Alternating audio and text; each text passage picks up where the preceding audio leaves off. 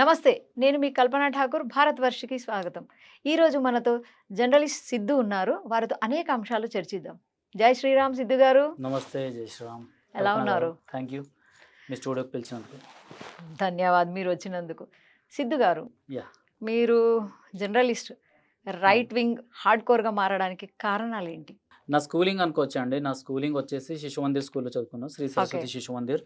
So all over India, all over world Shri Saraswati Shishu Mandir, so ఇలాంటి schools అన్నవి చాలానే ఉన్నాయి. సో శిశు మందిర్ అనేసరికి మీకు ఈజీగా ఇంకా దాని గురించి ఇంకా బ్యాక్ స్టెప్ వేసుకోవాల్సిన అవసరం లేదన్నమాట. రీచెక్ అన్నది ఉండదు, పక్కా రైట్ వింగ్ కట్టర్ ఇక్కడ తయారవుతారన్నమాట. సో అలా నా స్కూలింగ్ నుంచి బీజం పడింది. సో అలా నేను మీడియాలోకి రావడము, దాని తర్వాత హిందూయిజం గురించి ఫైట్ చేయడము, ఇవన్నీ. సిద్ధు గారు, లవ్ జిహాద్ కేసెస్ చాలా జరుగుతున్నాయి మన దేశంలో, అవును. మీకు తెలుసు. ఈ లవ్ జిహాద్ కేసెస్ జరగడం వేరే, దాన్ని ఆపడానికి మన ప్రయత్నాలు వేరే. మీరు ఏకంగా ఆ లవ్ జిహాద్ కేసెస్ కోసం, అంటే లవ్ మ్యారేజ్ చేసుకుందాం అనుకున్న వాళ్ళకి, ఈ జిహాద్ మ్యారేజ్లు నేను అవును. చెప్పేది, వాళ్ళ మొత్తం డాటాను సేకరించి, ఫోటోలు సేకరించి మీరు వాళ్ళకు షేర్ చేసేస్తున్నారు. దీనివల్ల మీకేమైనా ప్రాబ్లం అవుతుందా? ప్రాబ్లమ్స్ అంటూ ఏముండవండి. ఇక్కడ రెండు రకాలుగా ఉంటుంది. ఒకటి, మనం డైరెక్ట్గా వాళ్ళతో వెళ్ళి మాట్లాడుతున్నామా, లేకపోతే వెనకాల నుంచి దీన్ని తీసుకొని వస్తున్నామా అనేసి. So Okay. డైరెక్ట్గా ఇప్పుడు వాళ్ళ ఇంటికి వెళ్ళి మాట్లాడడం, థర్డ్ పర్సన్స్ ఎవరైనా వెళ్తే మాత్రం చాలా ప్రాబ్లమ్స్ క్రియేట్ అవుతాయి. అంటే అప్పటి వరకు నార్మల్గా మాట్లాడిన మీ సొంత ఫ్యామిలీ మెంబర్ కూడా, దాని తర్వాత ఏంటంటే వాళ్ళకు ఈ ఏవైతే అడ్వకేట్స్ మాట్లాడే భాష ఉంటుంది కదా, సో Yes. లా లాంగ్వేజ్, Yes. ఆ లా లాంగ్వేజ్ అనేది ఈజీగా వచ్చేస్తుంది. మీరు ఇప్పుడు ఈ మొన్న ఒక సినిమా వచ్చింది, కేరళ స్టోరీ. కేరళ స్టోరీ. కేరళ స్టోరీలో అప్పటిదాకా ఒక హిందూయిజాన్ని నమ్ముకున్న అమ్మాయి, లేకపోతే కమ్యూనిస్టు సిద్ధాంతాల ప్రకారం నడిచిన అమ్మాయి, లేకపోతే ఒక సెక్యులర్గా ఉన్న ఒక అమ్మాయి, దాని తర్వాత లేదు మీ దేవుళ్ళందరూ ఫేకు, మాకు మా ఫ్రెండ్స్ చెప్పారు, సో అసలు హిందూ దేవుళ్ళే దేవుళ్ళు కాదు అన్నట్టు మాట్లాడతారు కదా. అలా మీరు థర్డ్ పర్సన్స్, మీరు వచ్చి మమ్మల్ని కౌన్సిలింగ్ ఇచ్చేదేంది, మీ పైన ఇలాంటి సెక్షన్స్ ప్రకారం మేము కేసు వేస్తామనేసి సొంత ఫ్యామిలీల పైన ఇలాంటి కేసెస్ వేసిన వాళ్ళు ఉన్నారు. సొంత ఫ్యామిలీకి సంబంధించిన, ఇప్పుడు ఒక అన్న ఒక చెల్లికి చెప్పవచ్చు, బెటా ఫలానా పెళ్ళి మాకు ఇష్టం లేదు, అతనిది వేరే మతము అనేసి. బట్ మీ మామయ్య, ఇప్పుడు ఇదైతే రక్తం, ఓకే, బట్ మీ మామయ్య, మీ చిన్నాన్న వాళ్ళు కొంచెం దూరం, మన ఇంట్లో వాళ్ళు ఉండరు కాబట్టి దూరం. సో అలాంటి వాళ్ళు వచ్చి టచ్ చేయాలని, ఆ సబ్జెక్ట్ని టచ్ చేయాలని చూసినా కూడా వాళ్ళపైన కేసులు వేసేస్తాము అనేసి అలాంటి చాలా కేసెస్ వచ్చాయి మాకు. సో మాకంటే అంటే ఇంకా అందులో భయపడే ప్రసక్తే లేదండి. ఎందుకంటే ఒకటి, ఈరోజు మనం ఇక బయట ఉన్న అమ్మాయిల్ని సేవ్ చేసుకుంటే రేపటి రోజు మా అమ్మాయిలు కూడా సేఫ్ అవుతారు. మా ఇంట్లో అక్క చెల్లెలు ఉన్నారు, మా ఇంట్లో అన్నయ్య వాళ్ళ కూతుళ్ళు ఉన్నారు, మా ఇంట్లో ఇంకా మా రిలేటివ్స్ ఉన్నారు. సో వాళ్ళందరూ కూడా ఇలాంటి మేము చేస్తుంటేనే వాళ్ళు కూడా సేఫ్ అవుతారు కదా. రేపటి రోజు నేను మళ్ళీ మా ఇంటికి వెళ్ళి నేను చెప్పాల్సిన అవసరం రాదు మాకు. అంటే మీ భావజాలం మొత్తం రైట్ వింగ్ భావజాలమే కనిపిస్తుంది నాకు. Yes. సో మీరు అనేక సంస్థలలో పనిచేశారు, మీడియా సంస్థ మీడియా సంస్థలలో చేశానండి, ఒక 4-5 ఛానల్స్ అనేక సంస్థల్లో పనిచేశారు, అనేక సంస్థలు మారారు. ఇదంతా రైట్ వింగ్ థాట్స్ అనుకోవాలా, దానివల్లనే అనుకోవాలా? నాకు నచ్చిన సంస్థలో నేను వర్క్ చేశా. రైట్ వింగ్ థాట్స్ అనేసి అయితే ఇందులో ఏం లేదు. ఓకే. కాకపోతే మనం మీడియాలోకి వచ్చిన తర్వాత ఒక రకంగా మనం ఒక సెక్యులర్గా ఉండాలి అని, మైనారిటీస్ గురించి ఏం మాట్లాడొద్దు అని, లేకపోతే కొన్ని మాట్లాడేటప్పుడు ఆచితూచి మాట్లాడాలి అనేసి మీడియాలో ఇలాంటి లాంగ్వేజెస్ చాలా ఉంటాయి అన్నమాట. బట్ దరిద్రం ఏంటంటే మీడియాలోనే ఉంటూ మెజారిటీస్ పైన జరిగే దాడుల్ని మనం చూపెట్టలేకపోతున్నాము. సో చూపెట్టకుండా కేవలం మైనారిటీస్ పైన ఇలాంటి దాడులు జరుగుతున్నాయి అనేసి కొన్ని దశకాల నుంచి, అంటే ఇప్పుడు 75 years మనం జరుపుకుంటున్నాం కదా.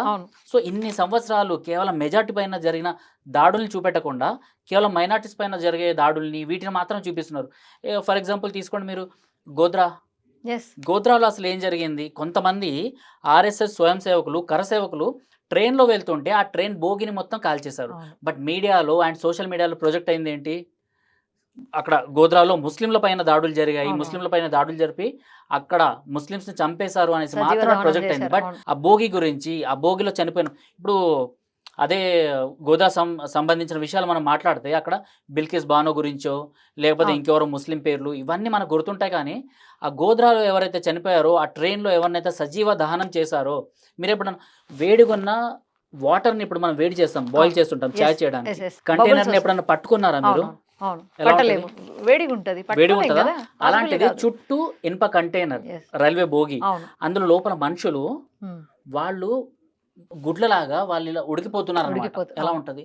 అంత జరిగినా కూడా మీడియా దాన్ని చూపెట్టలేదు. సో, ఇలాంటి సంఘటనలనేది మీడియా దాచిపెట్టింది కాబట్టి రైట్ వింగ్ సైడ్ రావటము అండ్ ఇలాంటి వాయిస్ లిఫ్ట్ హ్మ్. చేయడం అనేది మేము చేస్తున్నాము. ఓకే. ఇప్పుడు మళ్ళీ లవ్ జిహాద్ కేస్‌కొస్తే, ఈ లవ్ జిహాద్ ఏమైనా ఆర్గనైజేషన్ పెట్టారా? ఏంటి? లేదండి. దీని గురించి ఆర్గనైజేషన్స్ అంటూ మనం ఎలాంటిదేం స్టార్ట్ చేయలేదు. ఓకే. కాకపోతే నా బాధ్యతగా అంటే హ్మ్. మీకు ఇంతకు ముందే చెప్పాను నేను. సో, నాకు కూడా అక్క చెల్లెళ్ళున్నారు. నాకు కూడా ఫ్యామిలీ మెంబర్స్ ఉన్నారు. అమ్మాయిలున్నారు. సో, వాళ్ళు చాలా చిన్న అమ్మాయిలు.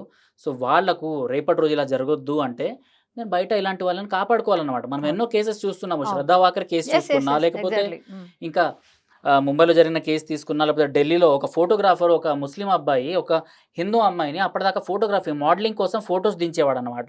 సో, అవును. ఆ అమ్మాయి ఏజ్‌లో ఇతనికన్నా పెద్దది. హ్మ్. హ్మ్. ఆ అమ్మాయికి ఇతను ప్రపోజ్ చేయడం జరిగింది. ఆమె నో అని చెప్పేయడంతోనే ఆ అమ్మాయిని కట్ చేసి సూట్ కేస్‌లో పెట్టేసి అక్కడ ఏదైతే రివర్ ఉంటుందో ఢిల్లీలో పైనుంచి పడేశాడు. దాని తర్వాత దొరికిపోయాడనమాట. అవునవును. సో, ఇలాంటి కేసెస్ ఎన్నో చూస్తున్నాము. మన ఫ్యామిలీని సేవ్ చేసుకోవాలి అంటే మన ఫ్యామిలీతో పాటు బయట సమాజం కూడా మా ఫ్యామిలీయే. సో, మా దాకొచ్చిన ఏ కేస్‌ని మేము వదలము. అది ఎంతటి కేసయినా కూడా. హ్మ్. మాకు చాలా కాల్స్ వస్తుంటాయి లవ్ జిహాద్ గురించి. అన్న మా చెల్లి ఫలానా ఇలా ట్రాప్‌లో బంధించబడింది అని, లేకపోతే మా కూతురు అనేసి. సో, నేను హిందూ జనశక్తి, శివశక్తి.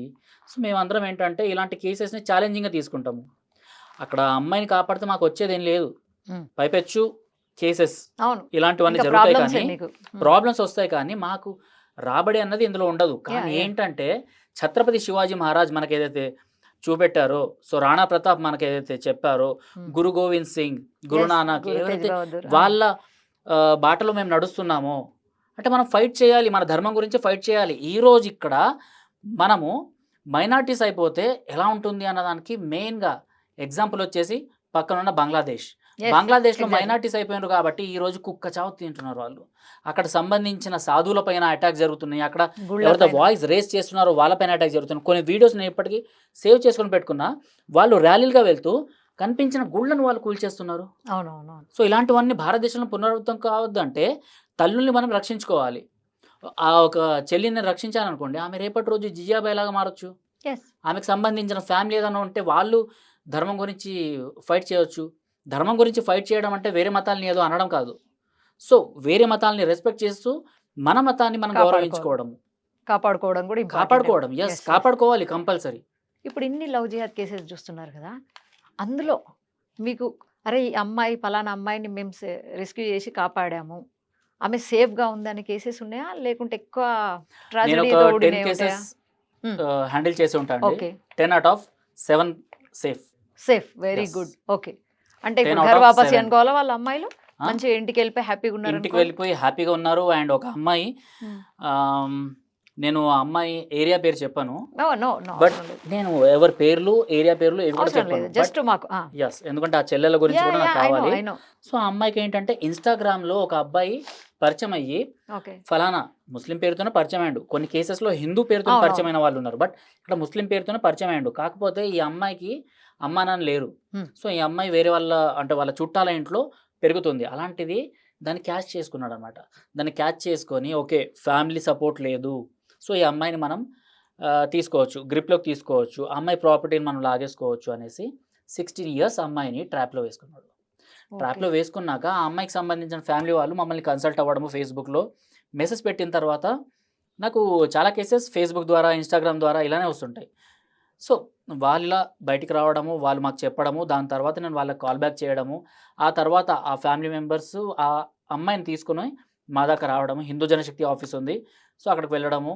అక్కడికి వెళ్ళి ఆ అమ్మాయిని చూస్తే నిజంగా నాకు మా ఇంట్లో ఉన్న మా అన్నయ్య కూతుల్లో లేకపోతే రిలేటివ్స్ మన అలా అనిపించిందనమాట. సిస్టర్స్. మన అవును. అన్న ఫీలింగ్ వచ్చేస్తది. బికాజ్ ఆ ఏజ్‌లో అసలు ఏమీ తెలిసి ఉండదు. యెస్. యెస్. అండ్ ఆ ఏజ్‌లో వాళ్ళు లవ్ చేసి ఏం సాధిస్తారో కూడా వాళ్ళకి తెలీదు. ట్రూ. ఆ అమ్మాయి గ్రూప్స్‌కి ప్రిపేర్ అవుతుంది. అవన్నీ ఓకే. విడిచిపెట్టేసి అంటే అంత ఎయిమ్ పెట్టుకున్న అమ్మాయి అవన్నీ విడిచిపెట్టేసి ఇంక నేను నాకు పాస్‌పోర్ట్ వచ్చేస్తుంది. నాకు మెజారిటీ తీరగానే అంటే 18కి పాస్‌పోర్ట్ వచ్చేస్తుంది. వీసా వచ్చేస్తుంది. నేను ఇక్కడి నుంచి దుబాయ్‌కెళ్ళిపోతాను. నన్ను ఒక అబ్బాయి మంచిగా చూసుకుంటాడు అనేసి ఒక రకమైన ఒక హెల్యూసినేషన్‌లో వాళ్ళున్నారనమాట. సో, బయటికెళ్ళిపోయిన తర్వాత కేసెస్ ఎలా వెళ్తున్నాయన్నది మనకు తెలిసిందే. ఇంతకుముందు ఇప్పుడు మనం జర్నలిజం లాంగ్వేజ్లో మాట్లాడుకోవాలి అంటే ఐఎస్ఐఎస్లో కేరళకు సంబంధించిన కొంతమంది అమ్మాయిని తీసుకెళ్లి ఐఎస్ఐఎస్లో రిక్రూట్ చేసిండ్రు, Yes. అక్కడ సెక్స్ స్లేవ్స్ లాగా యూజ్ చేసుకున్నారు Yes. అనేసి మనం విన్నాం. ఇది నేను చెప్పట్లేదు కదా, Yes, yes. ఇది ఇంతకుముందు నేషనల్ ఛానల్స్ వాళ్ళు డాక్యుమెంటరీ తీసిండ్రు, దీని గురించి ఇన్వెస్టిగేషన్ చేసిండ్రు, స్టింగ్ ఆపరేషన్ చేసిండ్రు. ఆ స్టింగ్ ఆపరేషన్స్లో తెలిసిన నిజాలు ఇవి.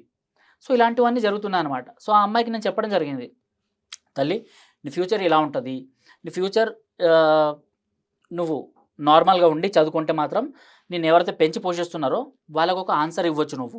బట్ ఎప్పుడైతే నువ్వు పక్కదారి వెళ్ళిపోతావో, సో వేరే మతాన్ని నమ్ముకొని ఇలా వెళ్ళిపోతావో, దాని తర్వాత ఇలాంటి కేసెస్ మెయిన్గా అవుతున్నాయి. ఏ ఒక్క కేసు కూడా సాల్వ్ అయింది, ఆ అమ్మాయి హ్యాపీగా ఉంది అనేసి చాలా తక్కువ వస్తున్నాయి మాకు. Hmm. చనిపోయారు, లేకపోతే వాళ్ళని కాల్ చేశారు, లేకపోతే వాళ్ళని ముక్కలు ముక్కలు కట్ చేసి ఫ్రిడ్జ్లోనో లేకపోతే ఇలాంటి సూట్ కేసులోనో పెడుతున్నారు అనేసి ఇలాంటి కేసెస్ వస్తున్నాయి.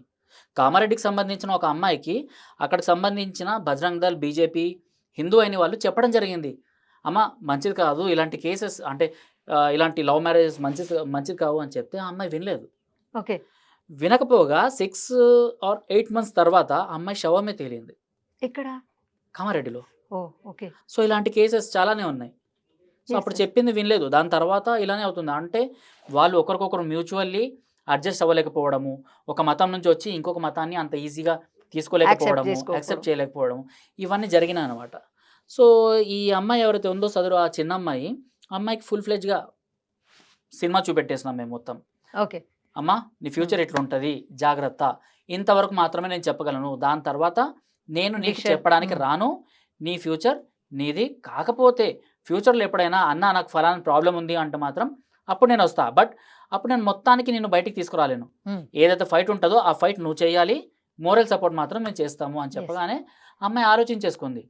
Hmm. ఒక టైంకి ఆలోచించేసుకుంది. ఆ అమ్మాయికి ఒకటే చెప్పిన, ఇంకా రాఖీ పండుగ రాలేదు, నీకు రాఖీ వరకు ఛాన్స్ ఇస్తున్నా, ఒకవేళ నీకు నచ్చి ఈ అన్న చెప్పేది నీకు నిజం అనిపిస్తే Hmm. ఈ రాఖీ పండుగకు వచ్చేసి రాఖీ కట్టేసిపోమన్న. Hmm. దాని తర్వాత రాఖీ వచ్చింది, నేను అప్పటిదాకా నేను ఎక్స్పెక్ట్ చేయలేదు Okay. అమ్మాయి వస్తుంది అనేసి. అమ్మాయి స్వీట్ బాక్స్ పట్టుకొని వచ్చింది. Oh. అన్న మీరు చెప్పిన తర్వాత నేను అబ్బాయి గురించి తెలుసుకున్నాను, Hmm. అదొక ట్రాప్ అనేసి తెలిసింది నాకు, సో నేను రాఖీ కట్టడానికి వచ్చాను అనేసి వచ్చి రాఖీ కట్టింది. ఎంత హ్యాపీగా ఉంటది కదా అప్పుడు, చాలా ఆ హ్యాపీగా feeling ఉంటుంది. కదా. నా సొంత చెల్లి ఎక్కడో Yeah, ఉంది, ఎక్కడ బట్ నేను రాఖీ కట్టుకోవడానికి దేవుడే ఒక చెల్లిని పంపించాడు.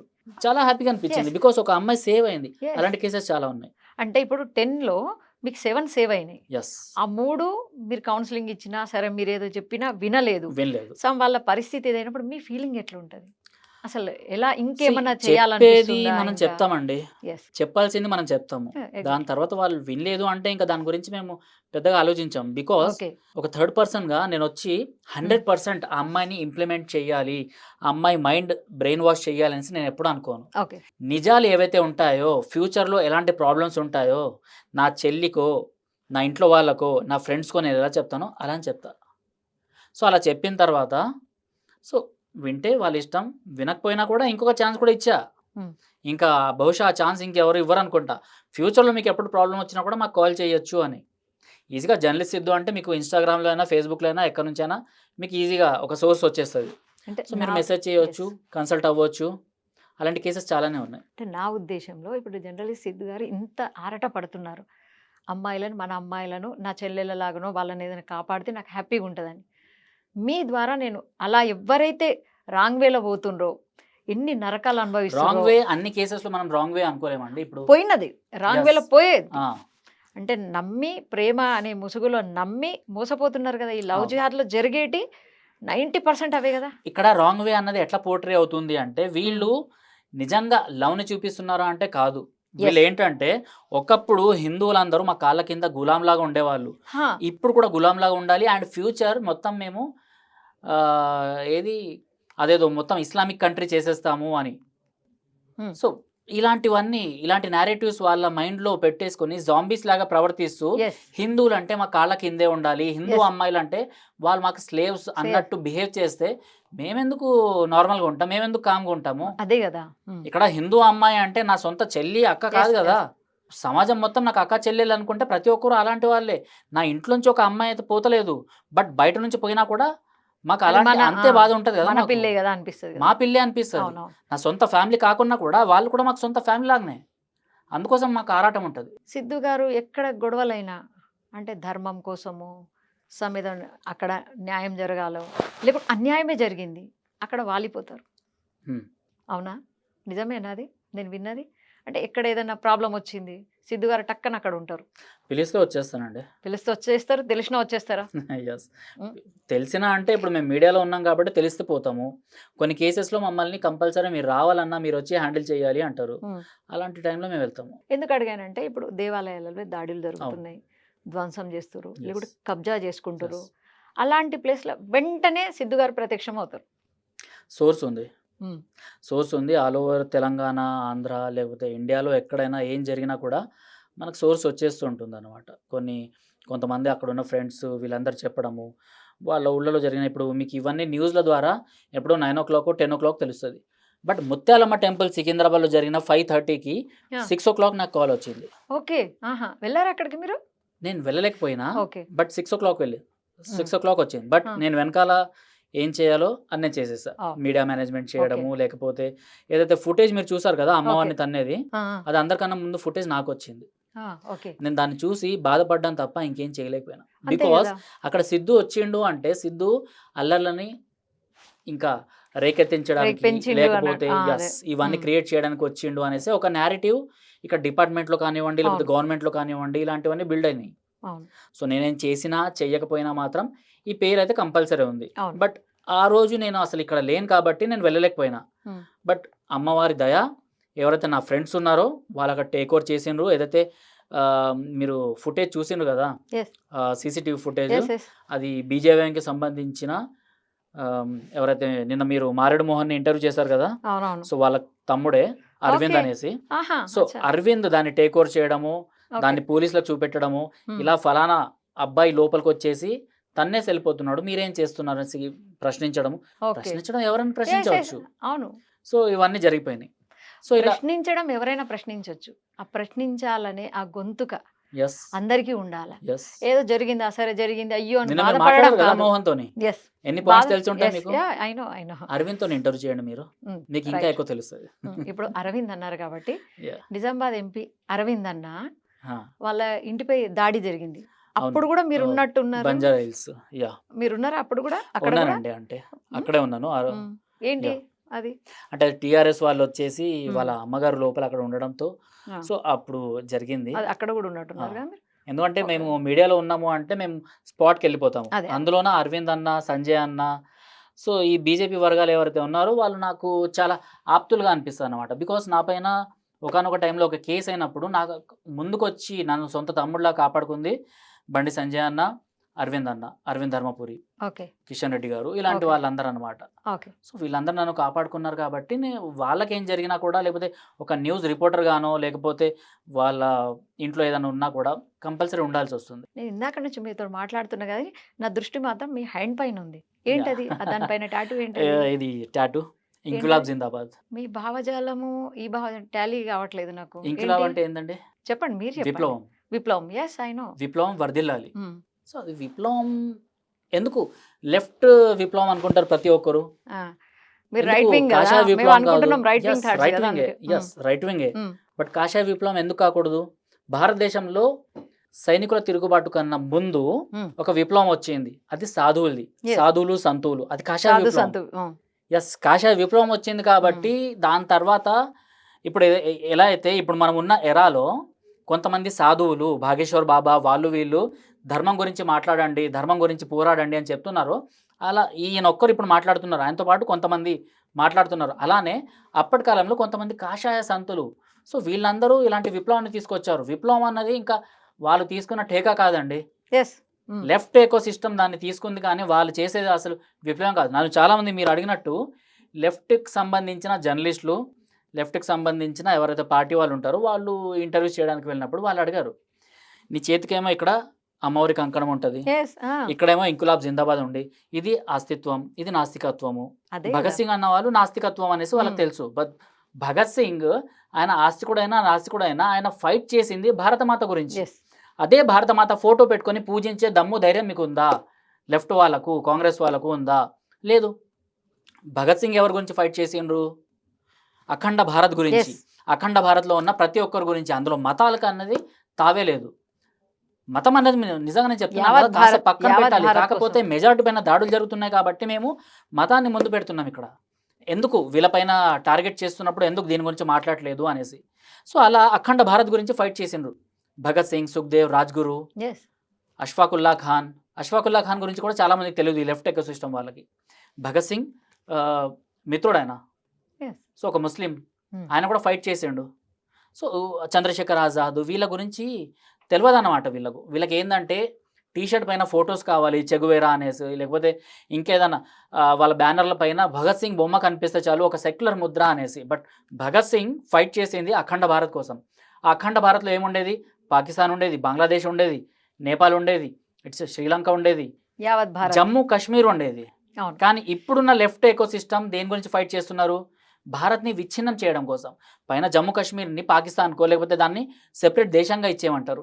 కింద కేరళని, దాంట్లో మెజారిటీ ముస్లిమ్స్ అవుతున్నారు కాబట్టి అక్కడ లెఫ్ట్ ఎకో సిస్టమ్ స్ట్రాంగ్గా ఉంది కాబట్టి దాన్ని కూడా సెపరేట్ దేశం చేయాలి అనేసి వాళ్ళ వాదన. కొంతమంది మన తెలంగాణకు సంబంధించిన లెఫ్ట్ వాళ్ళ వాదన ఎలా ఉంటుంది అంటే, కొంతమంది జర్నలిస్టులు తెలంగాణ అన్నది ఇంతకుముందు ఒక సెపరేట్ దేశము అంటే నిజాంల కాలంలో, సో ఇప్పుడు కూడా ఇది సెపరేట్ దేశంగా ఉండాలి అనేసి ఆ లెఫ్ట్ భావన ఈ దేశాన్ని విభజించాలి అనేసి కోరుకుంటుంది.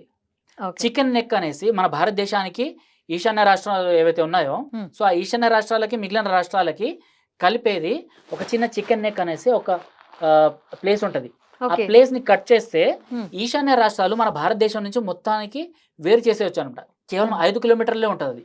Ah. సో దాన్ని కట్ చేసేసి అక్కడ అల్లర్లను రేకెత్తితే సో ఈ దేశం నుంచి కట్ చేసేయవచ్చు అనేసి ఒక ఆలోచన, దుర్మార్గమైన ఆలోచన. వీళ్ళ ఆలోచనలని పక్కన ఉన్న చైనాకో లేకపోతే ఇటు పాకిస్తాన్కో ఇటు బంగ్లాదేశ్లో ఉన్న ఇస్లామిస్టులకో వీళ్ళకి సపోర్ట్ చేసే విధంగా ఉంటుంది. కానీ నా భగత్ సింగ్ కోరుకున్నట్టు ఎక్కడా ఉండదు. అందుకోసం భగత్ సింగ్ ఏదైతే ఇంకులాబ్ జిందాబాద్ అనేసి ఆయన నినాదం ఉందో అది నేను ఇక్కడ వేసుకున్నా. Very good. గంపగుత్తగా వాళ్ళు తీసుకోలేదు కదా ఇంకులాబ్ జిందాబాద్ అంటే. విప్లవం, విప్లవం ఏదైనా కావచ్చు. విప్లవం అంటేనే నువ్వు ఫస్ట్ స్టెప్ వెయ్యి, అదొక విప్లవం. నీ వెనకాల 10 మందో 100 మందో నడుస్తారు. మొదటి అడుగు. ఎవరు నడవకపోయినా కూడా మొదటి అడుగు చాలు కదా. ఎగ్జాక్ట్లీ.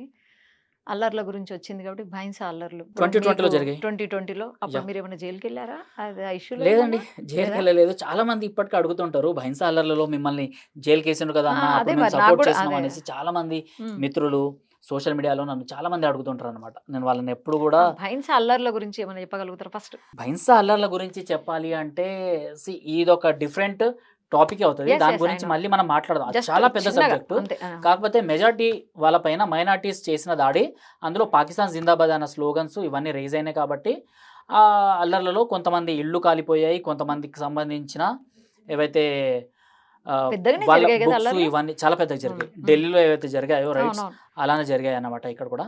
సో దాంట్లో ఏంటంటే నేను వెళ్ళి అక్కడ రిపోర్టింగ్ చేయడం జరిగింది. ఓకే. నిజంగా మీడియా పట్టించుకొని ఒక సబ్జెక్ట్ని నేను టచ్ చేయడం జరిగింది అన్నమాట. దానిపైన కొంచెం ఏదైతే అప్పటికి టీఆర్ఎస్ ఉంది ఇక్కడ, సో కేసీఆర్ గారు వాళ్ళని ప్రశ్నించడం జరిగింది అన్నమాట. సో ఆ ప్రశ్నించే దాంట్లో నా అంటే పైన మీరు కేసు జైలుకి నమోదైంది. వెళ్ళలేదు, జస్ట్ లేదండి, అది.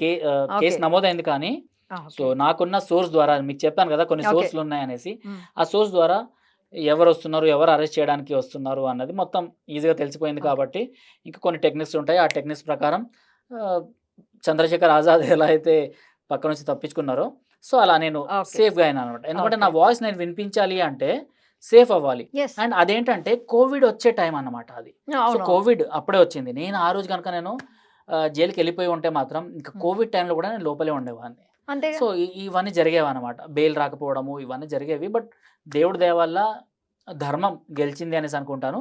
భైంసాలు ఎవరైతే ఉన్నారో సో వాళ్ళందరికీ పక్కా ఇళ్ళు రావడము, ఆర్ఎస్ఎస్, విహెచ్పి, బజరంగ్ దళ్ వీళ్ళందరూ ముందుకు రావటము, వాళ్ళకి పక్కా ఇళ్ళు నిర్మించి ఇవ్వడము ఇదంతా జరిగింది. అంటే సో ఇందులో నేను ఎక్కడ జైలుకి పోవడం ఓకే. ఆ అంశమే లేదు. అంటే సో భైంసా కొంతమంది ఇష్యూ నన్ను సేఫ్ చేశారు. ఓకే. సో నేను సేఫ్ అయ్యా. సేఫ్ అయ్యారు మీరు, అక్కడ Yes. జైలుకి వెళ్ళలేదు. ఆల్వేస్ నాకు దేవుడు Yes. నేను ఒక మార్గంలో వెళ్తున్నాను అంటే ఇలా ట్రూ మంచి ఉంది కాబట్టి support రూట్స్ చేస్తున్నారు. అన్నవి ఓపెన్ చేస్తారన్నమాట. ఓకే. అదొకటి. ఆర్ఎస్ఎస్ అన్నారు కాబట్టి ఆర్ఎస్ఎస్ లో ఉన్నారా మీరు? ఆర్ఎస్ఎస్లో నేను నాది శిశు మందిర్ మీకు స్టార్టింగ్లో చెప్పాను. అవును. స్కూలింగ్ సో అంతా మా భావాలు ఎలా ఉంటాయి అంటే సో ఆర్ఎస్ఎస్తో అనుబంధమైన స్కూల్ కాబట్టి భావాలు అలానే ఉంటాయి. చిన్నప్పుడు ఆర్ఎస్ఎస్ శాఖకు వెళ్ళడము ఇవన్నీ. సో ఇవన్నీ వెళ్ళేవాడిని. దాని తర్వాత నేను ఎక్కడ చదువుకున్నా కూడా ఆ ప్రాంతంలో ఆర్ఎస్ఎస్ ఎక్కడ జరుగుతుంది, శాఖ ఎక్కడ జరుగుతుంది అన్నది అక్కడికి వెళ్ళడము. అంటే జర్నలిజంలో జాయిన్ అవ్వక ముందటి వరకు, కాలేజ్‌లో ఉన్నంత వరకు కూడా.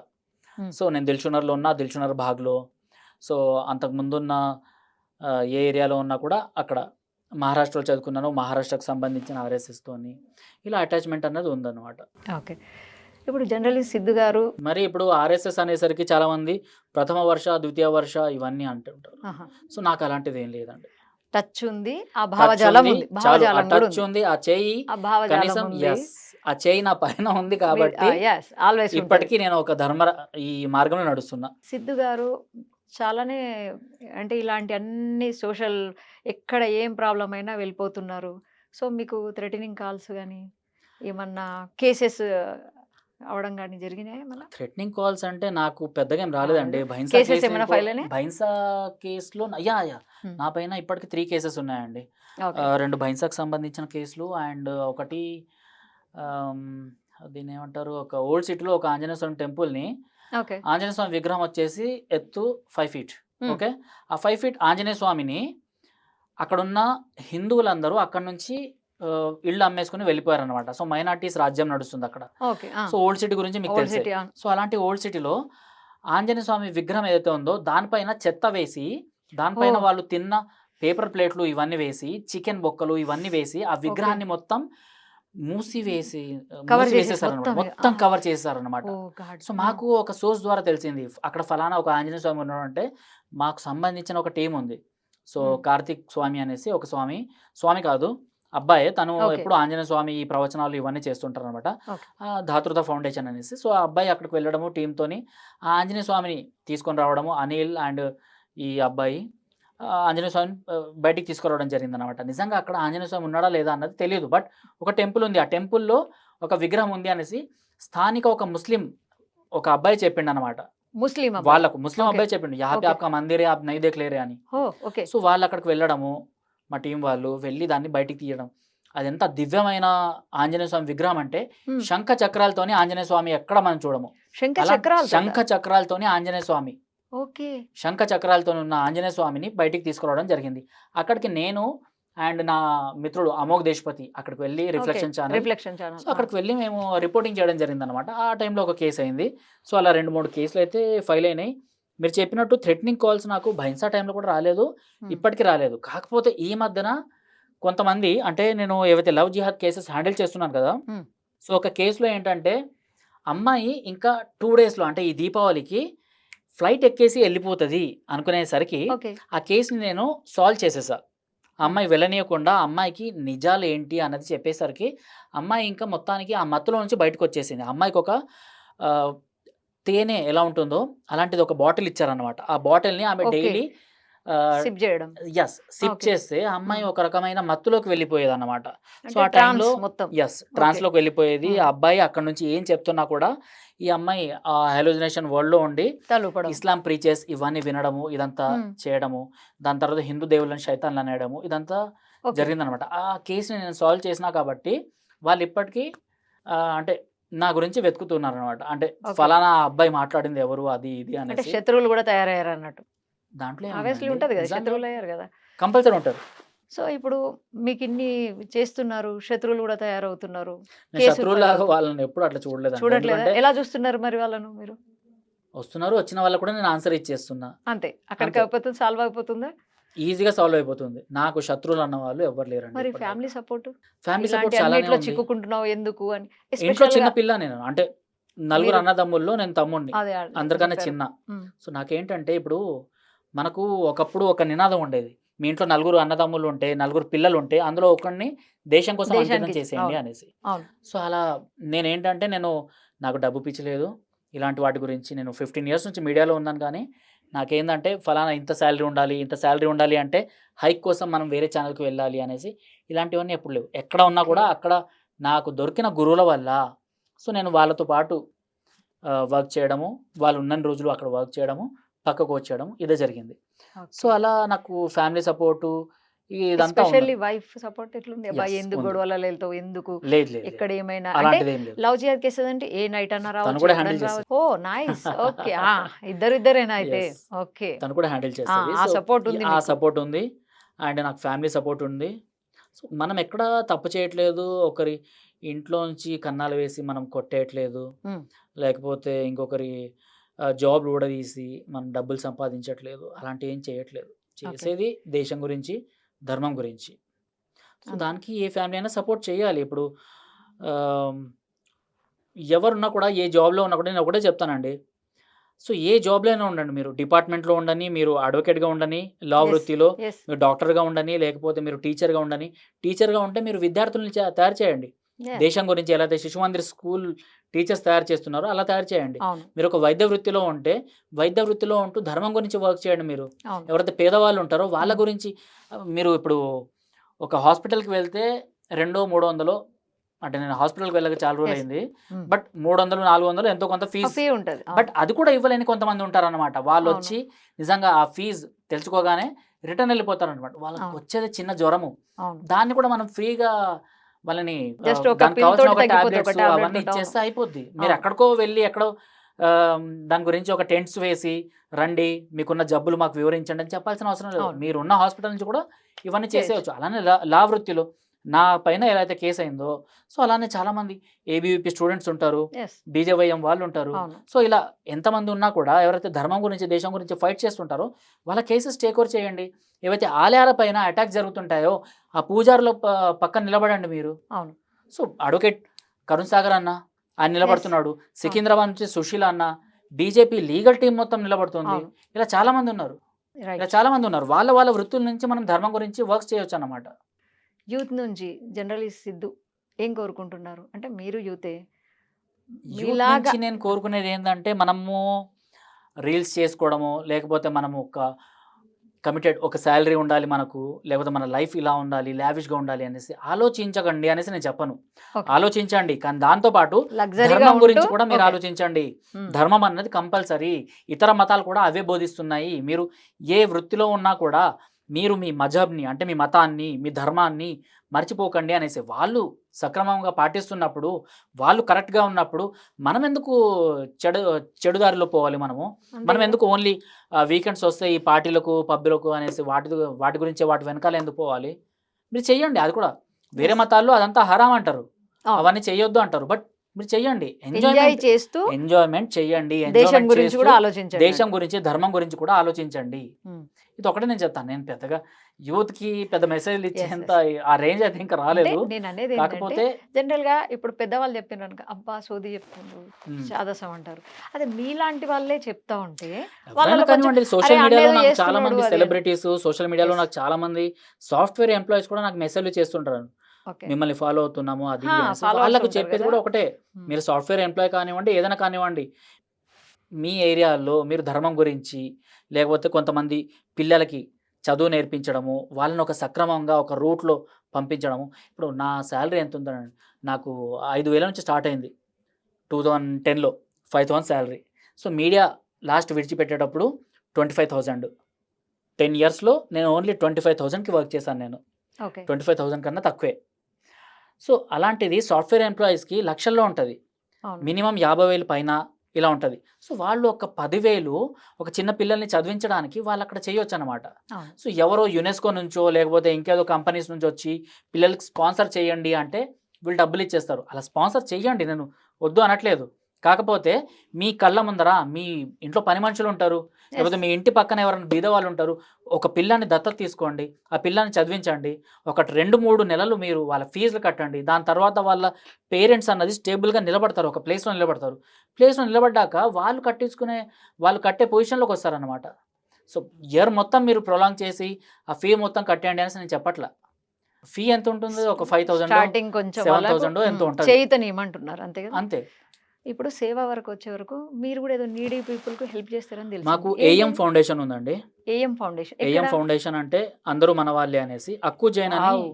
మా సౌండ్స్ గుడ్. Team member. హ్మ్. మా టీమ్ ఇంకా అతను ప్రెసిడెంట్ అనుకోవచ్చు. చాలా చిన్న పిల్లవాడు. But okay. ఎక్కడుంది అది ఆర్గనైజేషన్? హైదరాబాద్‌లోనే. ఓకే. ఎల్బీ నగర్ నుంచి మేము రన్ చేస్తుంటాము. So, okay. All over India మాకు కేసెస్ ఎలా వస్తాయంటే, చిన్న పిల్లల ఆపరేషన్స్ గురించి ఓకే. అండ్ బ్లడ్ హ్మ్. బ్లడ్ కావాలి అనేసి. So, all okay. Over India మేము ఆ!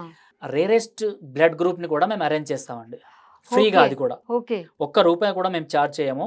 హ్మ్. ఆల్ ఓవర్ ఇండియా మీకు బ్లడ్ ఎక్కడ కావాలన్నా కూడా జస్ట్ మా టీమ్‌కి ఏఎం ఫౌండేషన్‌కి మీరు మెసేజ్ చేస్తే, లేకపోతే బ్లడ్ గురించి ఎవరైనా ఫస్ట్ కాల్ చేయాలి అనుకున్నా కూడా హ్మ్. ఫస్ట్ ఆ కాల్స్ మాకే వస్తాయి. మా హ్మ్. టీమ్‌కి, మా అక్కుజేన్‌కి మాత్రమే వస్తాయి. హ్మ్. సో, అలా చేస్తున్నాము. హ్మ్. అండ్ పీహెచ్‌సీ అనేసి ఇంకొక టీమ్‌తో నేను అసోసియేట్ అయి ఉన్నా. ఓకే. People helping children. హ్మ్. సంతోష్ అని, ప్రవీణ్ అనేసి ఇంకొక అబ్బాయి. ప్రవీణ్ ఇప్పుడు లేడు. ఓకే. సో, ఆహ్, లేడు మీన్స్?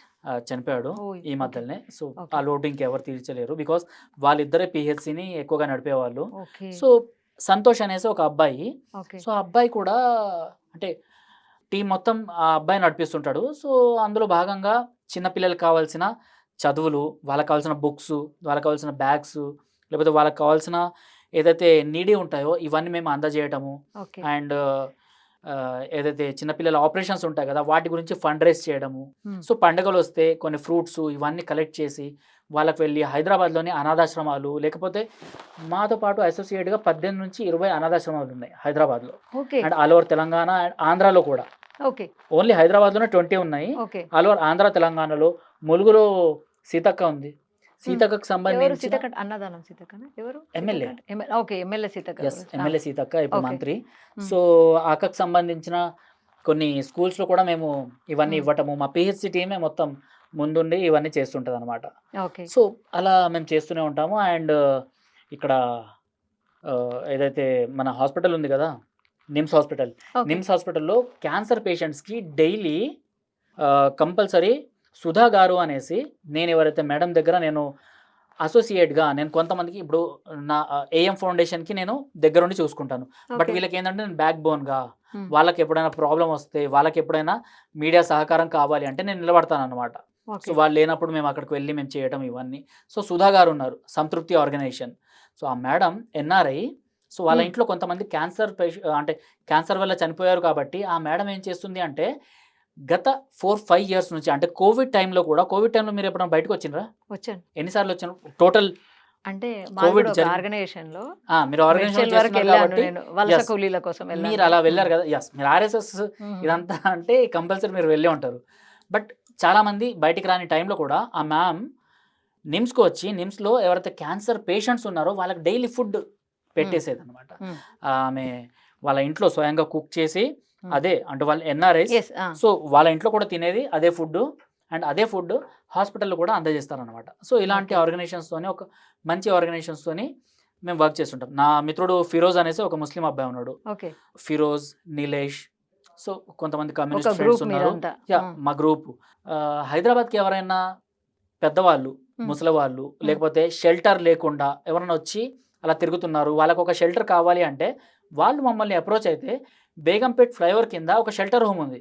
దాని గురించి ఎవరికీ ఓకే. తెలీదనమాట. షెల్టర్ హోమ్ ఉందా అక్కడ? షెల్టర్ హోమ్ ఉంది. మీరు ఓకే. వచ్చి అక్కడ మీకు ఉన్నన్ని రోజులు అంటే ఎన్ని రోజులు ఉంటారో అక్కడ ఉండి, మీరు జాబ్ ట్రయల్స్ చేస్తున్నారా? లేకపోతే మీరిక్కడ ఓకే. ఇంకేదైనా వృత్తి కోసం వచ్చిండ్రా? ఆ వృత్తి మీకు దొరికేంత వరకు, లేకపోతే అక్కడే ఉండి మీరు చేసుకోవచ్చనమాట.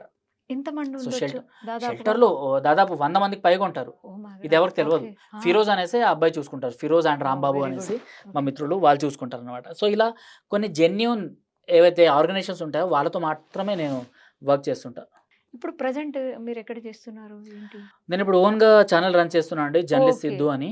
ఆహా! మీ అండ్ పేరు పైన. రిఫ్లెక్షన్ అని నా మిత్రుడు అమోఘ్ అమోఘ్. దేశ్పతి. So, yes. ఆయనకు సంబంధించిన ఛానెల్ ఉంది. అందులో లవ్ జిహాద్ గురించి ఆహా! కొన్ని నేను వీడియోస్ చేస్తున్నాను వీడియోస్ నేను. చేస్తుంటారా? Interviews okay. చేయడము అలాంటివన్నీ ఓకే. చేస్తున్నా. రైట్. రైట్. Very good.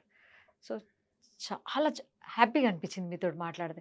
ఎందుకంటే ఎవరితో ఇంటర్వ్యూ చేసినా ఏముంటది జనరల్ టాపిక్సో లేకుంటే ఏదో హ్మ్. ఒకటి. ఇప్పుడు మీరు సేవ గురించి మాట్లాడారు. హ్మ్. Heart touching. హ్మ్. అలాగే అండ్ సేవ గురించి అనేసరికి ఇంకోటి మాకు వందన గౌరి మేడం అని ఇంకొకామె ఉంది. సో, ఆ మ్యామ్‌తో పాటు ఇంకొక ఒక అక్క ఉంటది. ఆమె పేరు నాకిప్పుడు గుర్తు రావట్లేదు. నేను చెప్తాను ఇంటర్వ్యూ ఓకే. మధ్యలోనే. హ్మ్. మేమేందంటే ఈ కొన్ని షెల్టర్ హోమ్స్ ఉన్నాయి మాకు. అవి కూడా జంతువుల గురించి. ఓహ్ సో మై రోడ్డు గాడ్! పైన స్ట్రే డాగ్స్ ఏవైతే ఉంటాయో దెబ్బలు తగిలి, లేకపోతే విడిచిపెట్టేసిన డాగ్స్ వాటిని అక్కడ తీసుకెళ్ళి రెస్క్యూ. ఆ! వాళ్ళకి రెస్క్యూ చేయడము, ఓకే. ఇవన్నీ మేము చేస్తుంటాం. నా ఇంట్లో కూడా 2 డాగ్స్ ఉన్నాయి. అవి ఇండీస్. అంటే మన దేశీయ జాతి కుక్కలు. యెస్. Street so dogs. నాతో పాటు హ్మ్. అవి నా బెడ్ పైన మాతో పాటే ఒక ఫ్యామిలీ మెంబర్ లాగా ఉంటాయన్నమాట. నా దగ్గర సో కూడా అలా ఉంది street street dog. Dogs. So అవి కూడా నాకు దెబ్బ తగిలి దొరికాయన్నమాట. ఓకే. సో ఇలాంటివన్నీ. వాటిని అంటే సో సేవ్ చేసి ఈ షెల్టర్ హోమ్స్ మళ్ళీ కూడా నేను చేస్తుంటాను. Okay. Oh! Very good. And ఈ కార్తీక మాసంలో వందన గౌరి అండ్ వాళ్ళ టీము హ్మ్. చాలా మంది అనుకుంటారు శివలింగం పైన పాలు పోసి దాన్ని వేస్ట్ చేసేస్తున్నారు అనేసి. ఆ! మేమేం చేస్తామంటే ఆ పాలను కలెక్ట్ చేసుకొని ఏవైతే జంతువులు ఉంటాయో వాటికి ఫీడ్ చేయడము, లేకపోతే ఎవరైతే అనాథలు ఉంటారో వాళ్ళకి పోయడము, ఇవన్నీ చేస్తుంటాం మేము. అంటే ఇక్కడ స్వామి కార్యం, స్వకార్యం 2 అన్నీ చేస్తున్నారు అయిపోతున్నాయి. మీరు. జంతువులకు వాళ్ళ కానీ ఎంత ఆకలి హ్యాపీ తీర్చడం కన్నా అనిపిస్తుంది ఇది ఇంకెంత కావాలి? వినడానికి. ఇంకేం కావాలి? చాలా హ్యాపీగా ఉంది నిజంగా వినడానికి. అంటే ఇలాంటి అసలు ఇంకా చాలామంది చెయ్యాలి. మీలాగే అందరూ ఆలోచించాలి. దేశం, దేశం అంటే మట్టి స్కూలింగ్ నుంచి కాదన్నట్టు రావాలండి నిజంగానే అది. స్కూలింగ్ నుంచి యెస్. స్కూలింగ్ అన్నారు కాబట్టి అడుగుతున్నాను. ఇప్పుడు మళ్ళీ మనకు గురుకులాలు గిట్ల ఏమైనా రావాలా? ఎందుకంటే ఈ కార్పొరేటర్ స్కూళ్ళలో ఏం నేర్పుతున్నాం కంపల్సరీ మిషనరీ రావాల్సిన అవసరం స్కూళ్ళలో. అయితే ఉంది. మిషనరీ గురుకులాలే ఇప్పుడు కాదు, పవన్ మీరు కళ్యాణ్ విశ్వ గారు హిందూ పరిషత్ చెప్పినట్టు చదివారు కాబట్టి మీ భావజాలం వేరే ఉంటది. హ్మ్. మిషనరీ స్కూల్‌లో చదివిన పిల్లలకు ఇప్పుడు ఇంట్లో మనం హిందువులైనా పేరెంట్స్ ఎంత చెప్పినా ఉండే టైమింగ్ ఎక్కడ? ఎక్కువ అక్కడే కాబట్టి స్కూల్‌లో. అదే ఉంటుంది వాళ్ళకు. అక్కడ ఇక్కడ అని కన్‌ఫ్యూజ్ అయ్యి వాళ్ళేమవుతున్నారు సెక్యులరిజంకొచ్చేస్తున్నారు.